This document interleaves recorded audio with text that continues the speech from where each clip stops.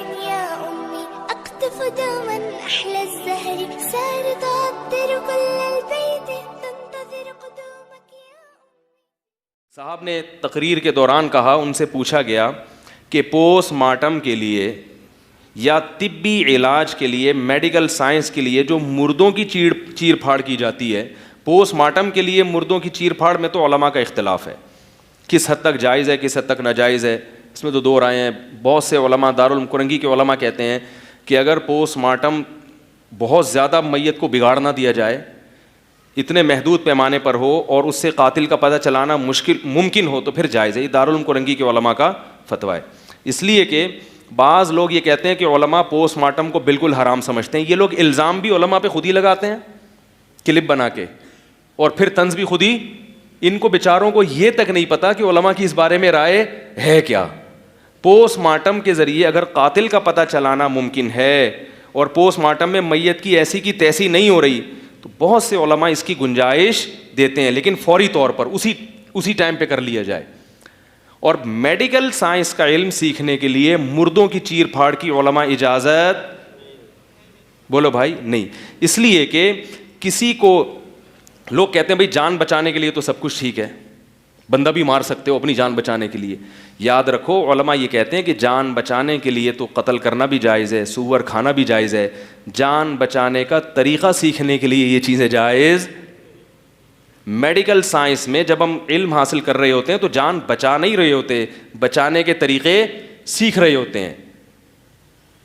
سیکھنے کے لیے نہیں کہ آپ سور بھی کھا لیں اور کہ بھئی دیکھو اگر میں جنگل میں بھوکا رہ گیا کسی دن تو تھوڑی سی سور کی پریکٹس ہونی چاہیے تاکہ ایک اچانک ہی آ جائے گا تو میں تو سور کھایا نہیں جائے گا. اس کی اجازت تھوڑی ہوگی، ایسے تو دروازہ کھل جائے گا. عملی طور پر کسی کی جان بچانا ایک الگ چیز ہے، اور میڈیکل سائنس میں علم حاصل کرنے کے لیے جان بچانے کا طریقہ سیکھا جا رہا ہے، بچائی نہیں جا رہی. اس میں آپ کو حرام کی اجازت، کیونکہ اسلام کی ایک باؤنڈری ہے، لیکن موصوف نے کھلے عام فتویٰ دیا. اور پھر بعض لوگ یہ بھی کہتے ہیں کہ یہ چونکہ لاوارث لاشوں کے ساتھ کیا جاتا ہے اس لیے جائز ہے. اسلام میں کوئی بھی لاش لاوارث. ایک صاحب میرے سے بحث کرنے لگے یہ مولویوں نے دین کو مشکل میں، ہم کیسے ترقی کریں گے اگر ہم مردوں پہ چیر پھاڑ نہیں کریں گے. میں نے کہا انسان کی جو باڈی ہے نا بالکل اس جیسا تو کوئی جانور نہیں ہے، لیکن اس باڈی کے جو مختلف فنکشن ہیں، مختلف پارٹس ہیں، وہ پارٹس آپ کو مختلف جانوروں میں، جیسے نظام ہاضمہ مینڈک کا بالکل انسان جیسا ہے، ٹھیک ہے نا، تو نظام ہاضمہ سمجھنے کے لیے مینڈک کا، یا اور بہت سے جانور ہیں جن کو آپریشن کیا جا سکتا ہے. کڈنی کا مطالعہ کرنے کے لیے دوسرے بہت سے ایسے جانور ہوں گے جن کی، کیونکہ حدیث میں آتا ہے ما انزل اللہ من داء الا انزل له شفاء، ہر بیماری کا اللہ نے علاج پیدا کیا. یہ جانور تو ہمارے لیے پیدا کیے ہیں.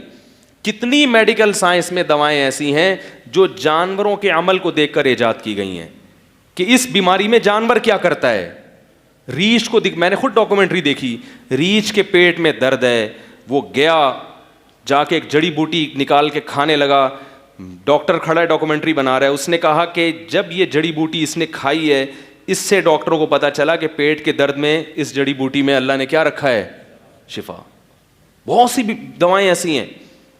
تو چونکہ گورے تو کسی مذہب کو مانتے نہیں ہیں نا، وہ تو آزاد ہیں، وہ کہہ رہے کوئی بات نہیں، وسیم کو لے آوے، سلیم کی لاش کو لے آپ، گردے پھاڑے چانپے. وہ مائیکل جیکسن کو پتہ نہیں کتنے ہفتے اس کا پورا قیمہ بنا کے دفن کیا اس کو، اس کے دماغ کے 4 پیس کیے ہوئے. وہ تو کسی چیز کے پابند نہیں ہیں. ہمیں تو میت کی بھی تعظیم کا حکم ہے، اور جب جانوروں سے یہ کام ہو سکتا ہے تو میت کو کیوں بھیٹ چڑھاؤ. اور پھر بھی اگر آپ کہتے ہیں کہ میت کو بھیٹ چڑھا سکتے ہیں، پھر آپ اپنی والدہ کا جنازہ جا کے ہسپتال میں پیش کریں، کیونکہ لاوارث لاشیں اسلام میں لاوارث.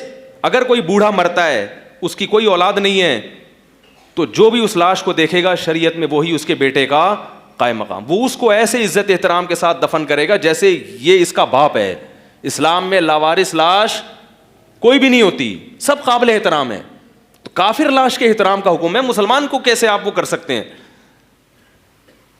تو جو بھی یہ بات کرے نا ڈاکٹر صاحب، اس پہ بقراتیاں اور افلاطونیاں پیش کرے، نہیں ایکچولی ہمیں میڈیکل سائنس میں ایکچولی مسلمان پیچھے رہ جائیں گے، تو ان سے کہیں ٹھیک ہے آپ اپنے ابا کو چیر پھاڑ کے لیے جیسے ہی ابا کا انتقال ہو فوراً ہاسپٹل بھجوا دیں اور چھری چاپڑ لے کے کیا ہو جائیں، ابا کے پیس بنائیں, لٹکائیں, جیسے قصائیوں نے گوشت کو لٹکایا ہوا ہوتا ہے, یہ پھیپڑے ہیں ابا کے, ان کو سمجھو پھیپڑے کیسے ہوتے ہیں.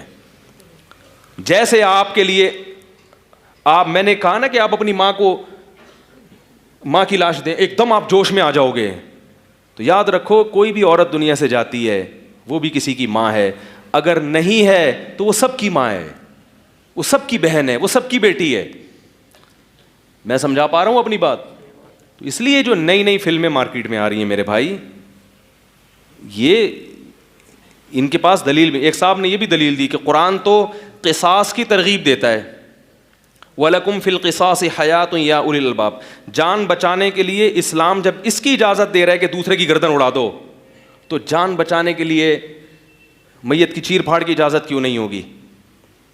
پہلی بات تو یہ کہ اسلام نے وہ کہہ رہے ہیں اس کی ترغیب دے رہا ہے کہ گردن اڑا دو. اسلام نے قصاص کی ترغیب بولو بھائی نہیں دی. لوگ آیت نمبر دیکھتے ہیں کہ بھائی آیت نمبر زبردست. اسلام میں اصل یہ ہے کہ معاف کیا جائے, قاتل سے قصاص نہ لیا جائے. تبھی جہاں یہ آتا ہے نا تمہارے لیے قصاص میں حیات ہے, یہ تو اس لیے اللہ نے فرمایا کہ نظام یہ ہونا چاہیے کہ اجازت ہونی چاہیے قتل کی, ترغیب اس کی ہے کہ معاف کر دو. فمن عفی لہ من اخیہ شیء فاتباع بالمعروف واداء الیہ باحسان. فرمایا جس قاتل کو مقتول کے ورثہ کی طرف سے معاف کر دیا جائے تو دیت لینے میں احسان سے کام لو. تو مقتول کے ورثہ کا لفظ اللہ نے استعمال نہیں کیا, بلکہ اس کو بھائی کہا ہے کہ جس قاتل کو اپنے مقتول وارث کے بھائیوں کی طرف سے اجازت مل جائے, حالانکہ وہ اس کے بھائی نہیں ہوتے. اس میں اللہ نے بتا دیا کہ دینی بھائی ہیں, تھوڑا رعایت کر لو. اگرچہ اس قاتل نے تمہارے بھائی کو, باپ کو, بیوی کو, بیٹے کو قتل کر دیا, اب اس کو سزا ملنی چاہیے, ہم اجازت دے رہے ہیں گردن اڑوا دو اس کی, لیکن ہے تمہارا دینی بولو بھائی, انسانیت کے رشتے سے, بلکہ اس میں ذمی بھی داخل ہے, غیر مسلم بھی داخل ہے. قرآن کہہ رہے اپنے بھائی کو کیا کرو, انسانیت میں تمہارا کیا ہی ہے. اگرچہ اس نے قتل کر کے جرم کیا, لیکن اس جرم کی سزا دیت کی شکل میں, پیسے لے لو, کیونکہ تمہارا نقصان ہوا, اس کی تلافی پیسوں سے کر لو, کیونکہ وہ مقتول تو اب زندہ بولو نا بھائی, اور مقتول خود قیامت میں انتقام لے لے گا. تم نے کیا کرنا ہے, تمہارا دینی بھائی ہے, یا انسانیت میں تمہارا کیا ہے